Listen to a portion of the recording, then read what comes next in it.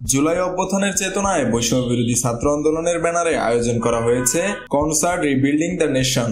আগামী 22 ফেব্রুয়ারি রাজধানীর পুরনো বাণিজ্য মেলা মাঠ আগারগাঁওয়ে অনুষ্ঠিত হবে এই ওপেন এয়ার কনসার্ট। এই কনসার্টে প্রধান আকর্ষণ হিসেবে গাইবেন নগরবাউল জেমস, আরো গান শোনাবেন band Chirkut, Artcell, Sonar Bangla circus, Bengal symphony, Bangla vibe, cryptic fate, Kureghor, Kaktal, সঙ্গীত শিল্পী ফারজানা ওয়াহিদ, সায়ন সহ অনেকে। রিবিল্ডিং দ্য নেশন কনসার্টের বিস্তারিত জানাতে বুধবার একটি সংবাদ সম্মেলনের আয়োজন করা হয়। সেখানে আয়োজকেরা জানান কয়েক লাখ মানুষ এই কনসার্ট উপভোগ করতে পারবেন।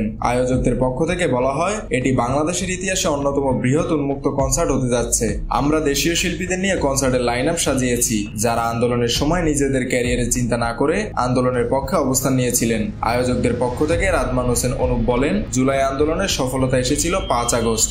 বিজয়ের 6 মাস উপলক্ষে দেশ জুড়ে নানা কর্মসূচি পালন করছে বৈষম্য বিরোধী আন্দোলন। সেই ধারাবাহিকতা এবার আয়োজন করা হচ্ছে দেশের অন্যতম বৃহৎ open air concert. Rebuilding the nation concert আয়োজনের মূল উদ্দেশ্য আবার সবাইকে একত্র করা, যেভাবে জুলাইয়ের অভ্যুত্থানে পুরো দেশবাসী একত্র হয়েছিল। এই কনসার্ট শুধু সুরের নয়, এটি স্বাধীনতা চেতনার পুনর্জাগরণ।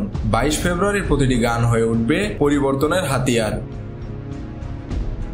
মেহেদী হাসান বাপ্পি, খুলনা গেজেট।